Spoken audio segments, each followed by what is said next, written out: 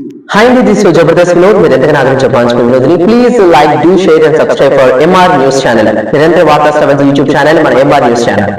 రెండో కారు కూడా పంటకు నీళ్లు ఇవ్వాలనే ఆలోచన ప్రభుత్వంలో ఉంది. అయితే అది ఇప్పుడు కాదు, జూన్ నుంచి లేదా జూన్ 15 నుంచి స్టార్ట్ అవుతుంది. ఇంకా ఐఏఎం మీటింగ్ జరగాలి.